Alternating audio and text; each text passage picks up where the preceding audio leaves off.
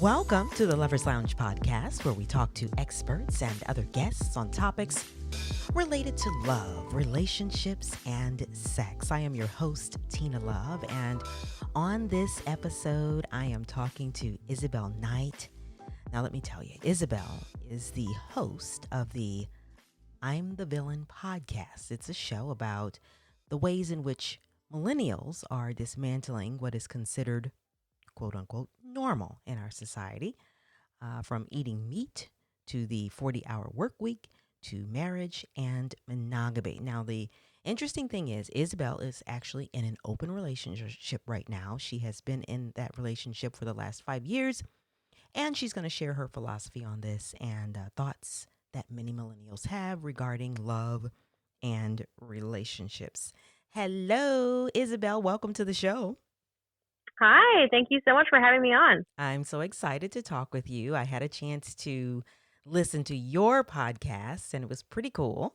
And listen to your co-host and everything. And so we're going to talk a little bit about that. But first off, I know that you've probably listened to Cooper Beckett. You remember that episode? Cooper Beckett on episode 14. He's actually a podcast host and author of Living on a Swing Set, where he talks about non-monogamy, polyamory, and all that, swinging. So I had him to kind of break down those terms just in case, people who are listening maybe hadn't heard that show or other shows and didn't know. So I'd like you, before we start talking about your relationship status in terms of non-monogamy, I'd like you to first clarify some things. So you are in a non-monogamous relationship. Can you tell the audience what exactly that means for you? Yeah. So basically, my relationship is open, which means that my partner and I are basically allowed to kind of have sex outside of our relationship. And basically, it's the way that we structure it, it's really kind of lenient in the sense that, we don't have to like tell each other ahead of time. Like we're allowed to kind of talk about it. There's some people who have open relationships where they don't necessarily like it's fine to do it, but they don't necessarily want to know. But we are, very open with each other about communicating, who we're having sex with and like what are kind of always in my mind, I kind of consider it to be a constant renegotiation of like, okay, like, are you so cool with this? Like, what about, things that don't necessarily come up at the very beginning of defining a relationship. As you go along, you're kind of like, okay, so what about like friends? Like, what about your friends or my friends or like, like people that we meet on the street, like that kind of thing. So it's an open relationship and it's kind of constantly being, like, we're constantly kind of checking back in with each other to make sure that we're still okay with all the boundaries that we set within it. I see. Because, as I was listening to your podcast with your co-host, now he's also in a non-monogamous relationship, but it sounded like you two have sort of different types of, like it's different for him. So it could be different for different people, right? Like your arrangement and what you do with your partner is just one example of a non-monogamous relationship, but there could be another sort of version or kind of style to this. Is that correct?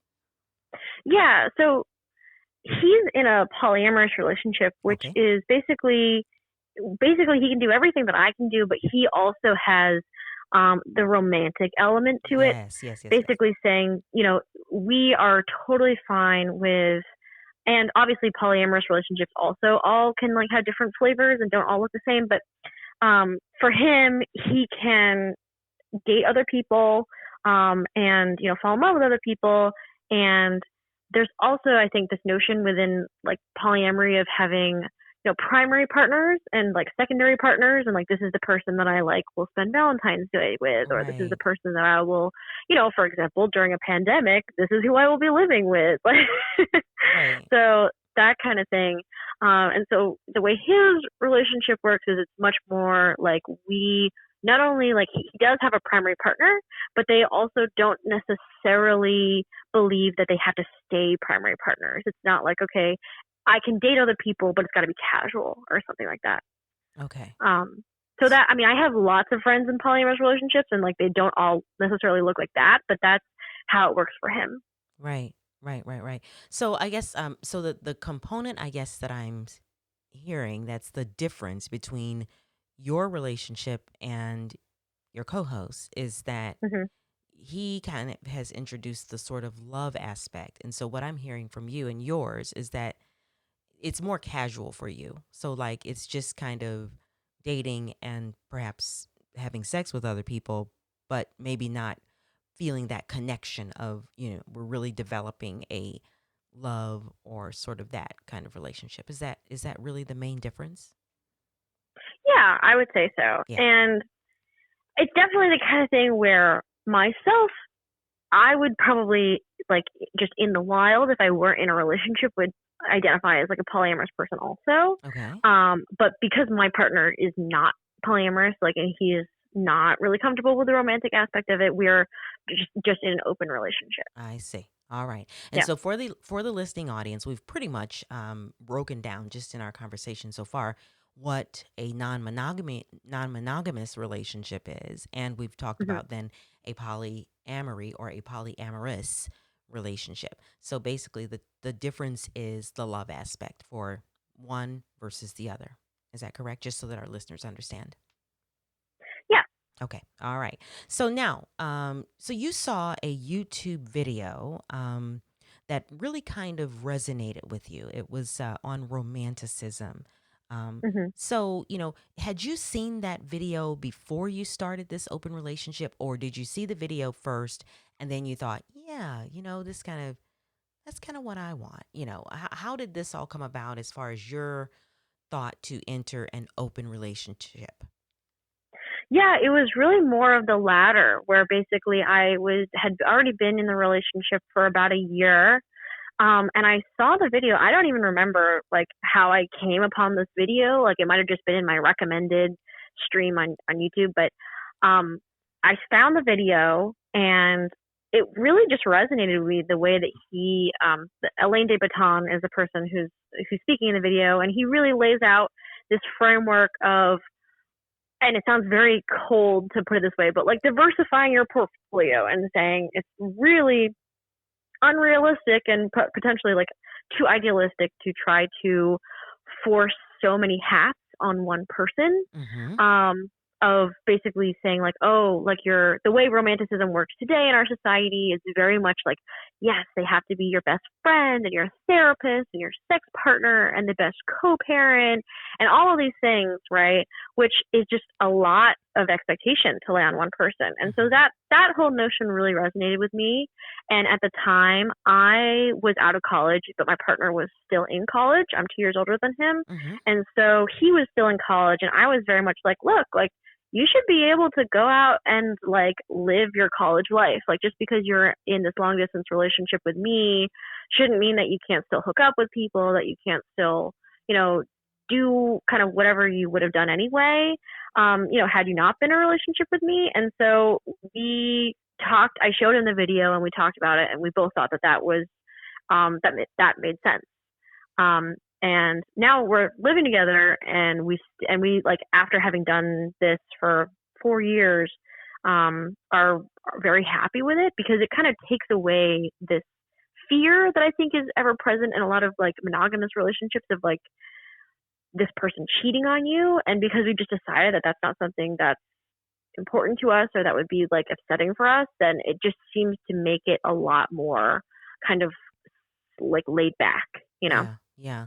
Well, I have a lot of things that are going through my mind right now. So, Hmm. just in listening. But first off, yeah, when I listened to the and viewed the video on romanticism, like he was really hilarious. First of all, let me just say, he Yeah. was very, very funny. But it was like he was so funny, but he was also inter intermingling like serious things with his comedy and how he was explaining it. So it was hard for me to get serious and really process what he was saying because he was just so hilarious. So Hmm. I'll have to, definitely watch it again. But then I could see, a lot of examples in what he was talking about that made a lot of sense. Hmm. I also, in looking at the people who ask questions at the end, like I was really, like some of the couples that have arranged marriages. Like I think you and your co-host kind of talked about that, where I think he had a friend or something where his parents, believe in the friend's parents believe in like hooking them up, basically like you've never met this other person, but your parents have gotten together and they've decided that you should be together. And, Yeah. he was talking about that in the video. And I think there was even somebody who stood up in the crowd and said, she was actually in an arranged marriage situation and had been married, it Mhm. sounded like, for many, many years. But some of what he was discussing during the video sort of resonated with her. So, yeah, so I first off want to say that, yeah, if you get a chance, people who are listening, and you're able to take a look at this video, I don't know how to, like, maybe you just put in romanticism. Yeah, it's called On Romanticism, and I think it's the first thing that pops up on YouTube. Yes, yeah. So take a look at it. It's pretty interesting and funny all at the same time. So, and then you when I'm listening to what you're saying, I totally understand. Being a college student, I would think that, I have a son who's in college. So even before that, I was saying to him, just have friends, date, have fun, like don't tie yourself down to one person, because maybe, you just need to kind of explore and meet new people. So Mhm. I guess I Yeah. kind of hear that in your relationship with your boyfriend, and that you're kind of like, well, you don't want to tie him down. You both don't want to be tied down, but yet you understand you have a solid relationship, but at the same time, you kind of want to be open, because it's not like you're ready to walk down the aisle or do anything like that. Or maybe you don't ever want to do that. Is that right? Yeah, and it's like the more I thought about it, the more it felt very weirdly like territorial to be like, oh no, like now my body, your body is mine, like, that just felt very kind of unnatural to me. And so, it's the kind of thing that I also felt like for myself, like I wouldn't want somebody to, you know, tell me that I can't do what I want with my body also. And that doesn't seem like the strong basis for love for me. And so, I think that both of us like mutually felt that way about like these elements of romanticism that like once you break it down and like examine them seem like very weird, even though they're very much taken for granted as the norm. And just deciding like, hey, like you don't actually have to agree to any of these, you know, assumptions that are placed upon romanticism in society. You Yeah, know. yeah, yeah. And so you kind of feel like, I don't know, in listening to the I'm the Villain podcast, obviously you have a lot of millennials that listen to your podcast, and you're talking about a lot of issues that you and your co-host are kind of, you know, up against the grain with, like you're saying maybe not, like you say, the Mhm. 40-hour work week, or, eating meat or different things like that. Mhm. You challenge a little bit. So why Mhm. do you feel, I don't know, have you gotten feedback from other millennials such as yourself, in that this is kind of how they feel as well? Like, maybe because I know Cooper even mentioned it during my episode with him, that a lot of millennials these days are leaning towards, like, they don't want to be married. They don't ever want to get Mhm. married. So is this something that you're learning through your podcast and talking with other millennials? Yeah, I mean, there's obviously I don't necessarily want to like speak for the entire Generalize. Yeah. generation because there's obviously still people who are very down with the institution of marriage and all of that. But I do find, I mean, obviously, I also, in doing this podcast, like it partially the purpose of the podcast was to examine the ways in which I'm in a bubble and like, being in DC, which is a very liberal place, like obviously it's not the norm that most of my friends are polyamorous. Like most people in America do not fall in that same situation. But I do think that it's the kind of thing that, especially, in college environments, Hmm. is talked about and is definitely more of a kind of a household like word, like polyamory and non-monogamy and like all those things, Yep. more so than I feel like that would be the case for previous generations. You know? Yeah, yeah. I think I've seen an article recently where Willow, um, Hmm. Will Smith's daughter Willow, uh, did an article on polyamory and everything. So there's a lot of talk, especially with the younger generation, about this. And so it's Yeah, pretty it's pretty interesting. there's a really good Red Table Talk episode on Facebook that they did about polyamory, and well, I don't know if it's necessarily polyamory, but they had a throuple on their show. Oh, yeah. And so yeah, I recommend that as well. Yeah. Why don't you break that down, thruple? Because I actually had a guest on not long ago, Zachary Zane, Hmm. and he's bisexual, but he did mention the term thruple. But just in case somebody didn't hear that episode, why don't you talk about what that is? Okay, yeah, it's basically where you're in a relationship and there's two other people involved. And I think all of these terms are kind of like in the process of being defined. So I still don't quite understand whether it's necessarily that they're all in a relationship with each other, or if it's just you have, like in the example that was on, that Red Table Talks episode I was mentioning, um, two people were in a relationship with one person, but like Yes. they were not in a relationship with each other. Okay. So I think broadly people would use it to just refer to any relationship between three Three people and people. they're romantically, related in some way. Not Yes. necessarily like symmetrically, Yeah. but in Yeah. some way. Yeah. Yeah. It sounded like Zane anyway on the other episode talked about how there was a couple, but he was also involved with them, and so that made it a throuple. And I think they actually all maybe lived together at one time and that kind of thing. Hmm. So yeah. Yeah. All right. So now let's go back to talking about prioritizing these relationships. Now, I know that you said that yours is more on a sexual level, Hmm. but your co host is more on a love level. So, Hmm. do you find, I mean, do you have a priority, so to speak, within your relationship? Or is it just basically, I mean, your boyfriend is your primary person, and then these other Yeah. people are, yeah, break that down. How does that work? Yeah. I mean, like essentially, the other people I hook up with are basically just like people I hook up with, but Okay. it's also like even within that paradigm, it can be really complicated, like working through and trying to navigate like who are you allowed to hook up with? Yeah. Like Yeah. it was definitely asymmetrical.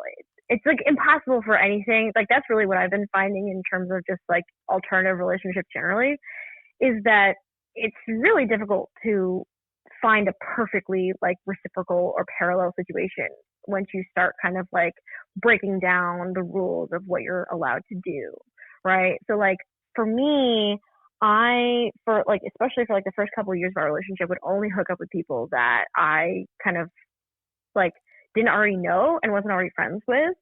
Okay. And um my boyfriend would hook up with basically like all of his female friends, you know? And so like even then it was like this thing that we had to like talk through and be like, oh, like this doesn't look the same for both of us. And does it have to like should we try to like force it into this thing that looks the same for both of us? And like do we care about that per se? Or are we okay with having like different rules or different expectations for like one partner versus the other, Yeah. you know? Yeah. Yeah. Yeah. I've heard of that. And so this is the rules or the guidelines, so to speak, are very important because you keep talking about the fact that you kind of have to continually go back and discuss those. So Mm-hmm. in the beginning of this, you all came up with your guidelines for your particular relationship, but there are, like you said, your co-host maybe has other guidelines or rules that are different. So, Mm-hmm. so what are some of your rules, just to kind of, for example, what would be? Yeah. Yeah. So like the rules, and it's like it even feels like weird to call them rules, but like in normal like monogamous relationships, they like it's not even seen as a rule because it's just like an expectation of like this is Right. what monogamy is, Unspoken. Yeah. Yeah. right? Right. And so it's like obviously like the in a monogamous relationship is like well not having sex with other people is a rule, right? But often I think people don't necessarily have to say things so explicitly because there's so many things that are just assumed with monogamy, right? And Mm-hmm. then once you start like breaking down a lot of those assumptions of like what's fair game, then it's sort of like you have to go through this creative process of being like, okay, well then like assuming the entire universe of options are open to me, which ones am I comfortable with and which ones am I not, as opposed to just like taking whatever society, gives you as like this is the rubric for what a relationship should look like. So, for us, like honestly, like the main thing is just having, open communication about it. And if you're like uncomfortable with anything, right, trying to say that like early and often. And often, like, it's the kind of thing where you don't even necessarily know what's going to make you uncomfortable until it actually happens, right? Like when you're first drawing out the rules of what your relationship is going to look like, it's hard to come up with every possible hypothetical of what you would be comfortable with and what you wouldn't, Right. right? Right. And so it's kind of this uncomfortable process in certain ways, because sometimes it requires that like somebody actually, gets hurt before you actually realize that, oh, this is a rule that we should have had, you know? Yeah. Right. Right. Which is why you have to have this constant communication about this, because I think Cooper and I talked about this too, where there's some pitfalls or things that you could just step into that you didn't really anticipate or know that you were going to, step on. And so it brings this up. And so now you have to kind of deal with it and decide how you're going to handle it and move on. So yeah, I can hmm totally understand that. Yeah. Yeah. So So I mean, like that. Oh, go ahead. no, go ahead. I'm sorry. Yeah, I mean, so like that is kind of our main rule, is to mainly just like talk about it. Aside from that, though, like we don't have like a lot. Like I'm cool with him, like hooking up with his friends. Like both of us have hooked up with our exes. Like all of that is pretty like fair game. And I think really the only like strict rule that we have is like kind of going into romantic territory. But even then, like over the years, it's been like increasingly clear that even that line is so vague, Yeah. you know, Yeah. because like obviously you don't want to have this, like when you're hooking up with people, you still want to treat them like people, right? You don't want it to be this like weird vacuous transactional thing, Right. you know? Yeah. So like even then it's like so difficult, and we're still working through how does one even define like what's romantic, you know? Right. So So yeah. yeah. So Isabel, here's the thing. Here's my question, because I want to dig into hmm this a little bit deeper. So, you meet someone, you've got your guy, right, that you live with, hmm but then yeah. because you all have this agreement, like you can hook up with other people. So when hmm you hook up with this other person, uh, does the other person know about your guy that you live with? Is this an immediate conversation? Do you get this clarified up front? I mean, how do you handle it with these other people? Because are they wondering, or does the conversation come up? Do you have a man? And like, how does that all work? You know what I mean? Oh yeah, it's always been very clear. I'm always very explicit with it up front. It's not something that I ever have any difficulty talking about. Okay. And how Yeah, do they take it? How do they? What's their response? I've only ever had positive responses. I've Okay. never had anybody be like, oh, like if that's the case, like actually I don't want to hook up with you or anything like that. Like it's always been fine. Okay. All right. Yeah. So here's my next question, because you're pretty adamant the love thing is sort of where you draw the line. And I don't know, with females, I tend to think that when we connect with people, say sexually, hmm um, that women have a tendency, like, because I think we're just so emotional, connected to people like that. Like, you don't find that you get a connection emotionally with this person because of hooking up sexually. Does that ever become a problem, or, a challenge for you, and not allowing that to happen? Do you know what I'm saying? Well, yeah. I mean, I don't even necessarily think that like when you hook up with someone, it can't be romantic. It's the kind of thing where it's like, oh, we can't actively be dating somebody else at the same time. You know what Okay. I mean? Okay. Of like having a primary and secondary partner, which is like full on o- polyamory, Okay. Okay. But again, like it goes back to that whole thing of like, how do you define what's romantic? And I think that both of us are in agreement about not necessarily like knowing what it is, but like feeling like we don't 100% know what it is. Okay. And like it's kind of like one of those things where you know it when you see it, but there's no like clear delineation of like, you have XYZ ingredients and that equals romance. You know what I mean? Right. Right. Okay. So now, Yeah. so here's my next question. I'm gonna dig a little deeper here, for the sex aspect. hmm So you already know that your guy who you live with could be having sex with other people, because that's okay, right? hmm Yeah. Um, that doesn't ever bother you. And have you ever seen him have sex with someone else, or knew beyond the shadow of a doubt that it's happening, like at your home? To, like, where's the line drawn? Like, I don't know. Is there a line drawn? That has never happened, like in the sense of like me being there or it Right. being in the place where we're living. I mean, Yes. partially because I just moved in with him in January, and then we just had this whole pandemic thing going on. Right. So it's not Okay. even like there's an opportunity for that to happen. Right. Um, but it's something that probably, like, knowing the two of our personalities, something I would be comfortable with, and he probably wouldn't. Okay. You know? So you would be comfortable with him possibly bringing someone to the house.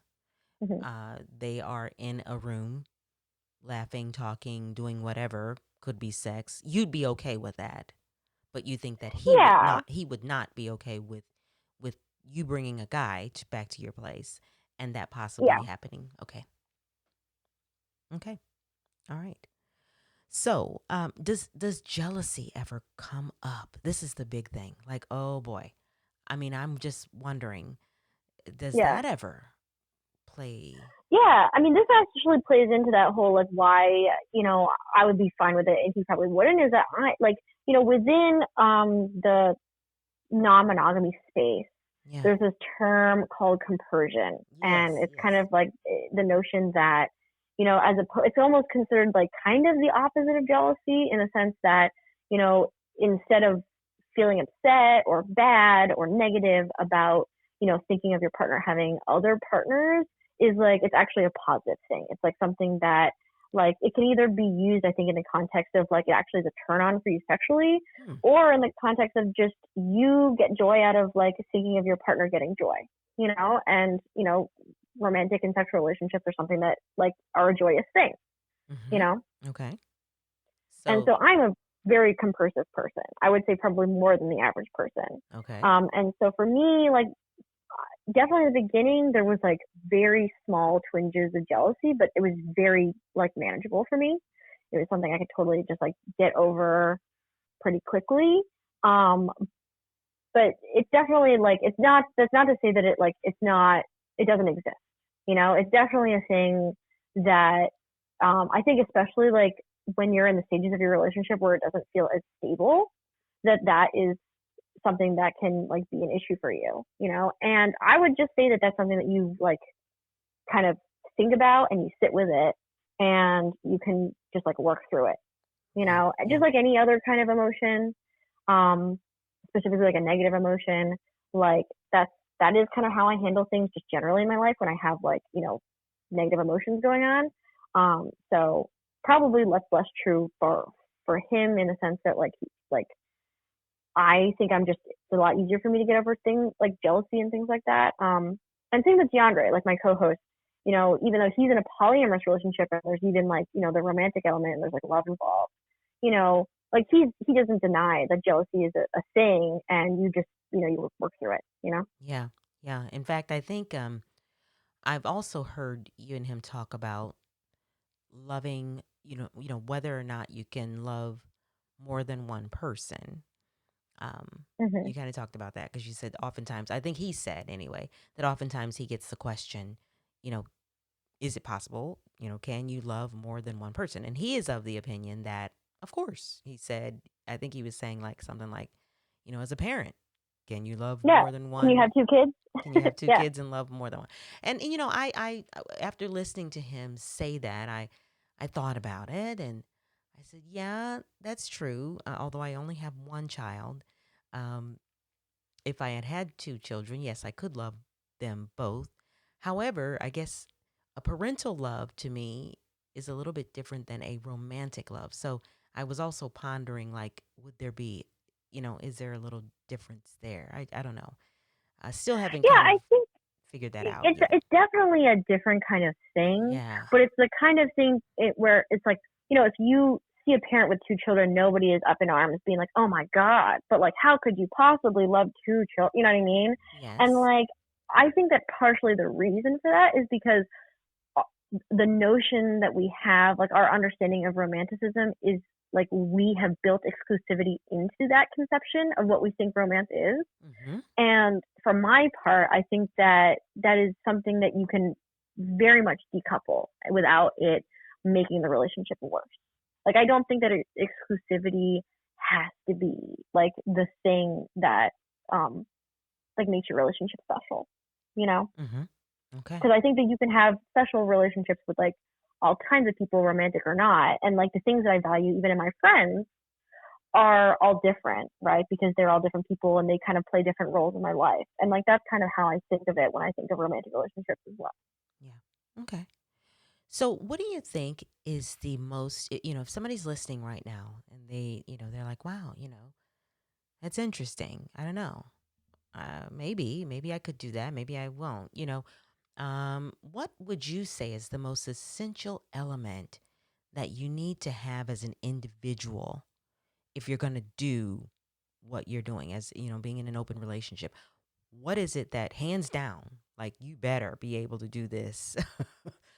these couple things, two most important things that you need in order to be in a polyamorous or non-monogamous relationship. What would you say? Yeah, I mean, I think that communication is a big one. Yeah. That you can't, I think, really be able to do this without like being able to interrogate yourself and your partner in a way that is um like forgiving and assuming the best of the other person, you know? Right. Um, because like you have to go in assuming that like someone's gonna make a mistake and it's gonna be fine because you love that person, you know? Right. Right. And you know, if you're willing to work through it, right, then that is something that like can only be done with communication. Um, there's that, and I also think that like a big element is also just like feeling as if you have the self confidence in who you are as a person to not take it personally, right? When those kinds of mistakes are made, and like you know when your partner like has sex with somebody else, or like you know just any of those things, like for a polyamorous relationship, like has a crush on somebody else, not taking it to be this like oh you know like it's because this person is so much more attractive than me or so much more like whatever than I am, and not feeling like you have to compare yourself to that person, because I think that's where a lot of the root of jealousy happens, you know?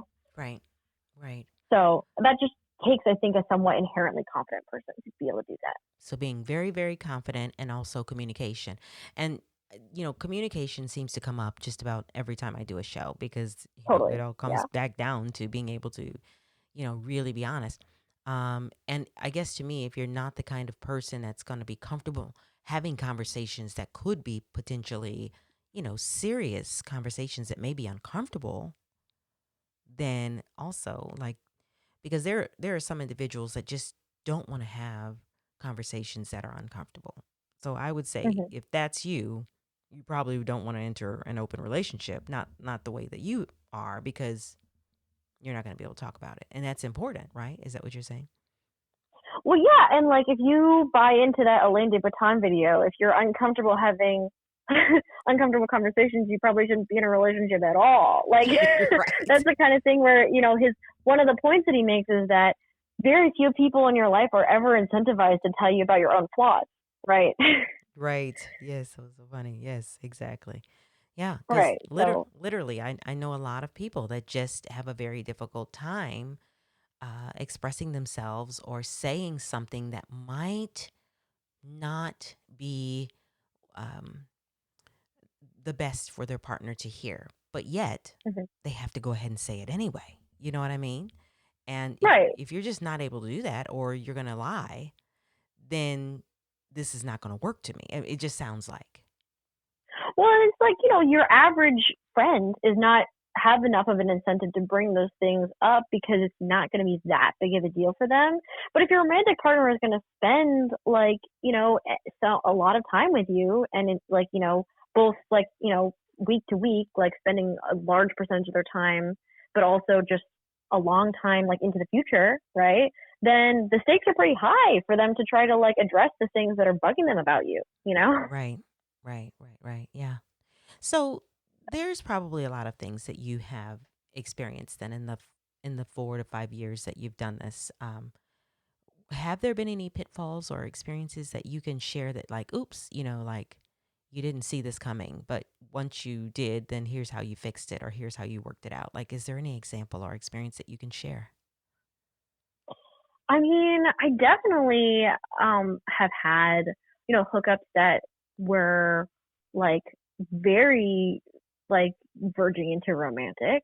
Okay. And it's something that because I didn't decide to pursue it, I think that was essentially like the solution. But like it's the kind of thing where you kind of just talk through it and you're like, okay, so this is what happened. Like, let's just like talk through how we're feeling about it. And like, it's just, again, kind of goes back to that like perpetual, like, sense of you're constantly kind of like figuring out where you are and what you're comfortable with and like what your boundaries are and that kind of thing. And so I think often those types of things, it's just like mainly and it becomes an issue because it's not something that's happened before and you just didn't anticipate like how would I feel in this situation, Right, right, you know?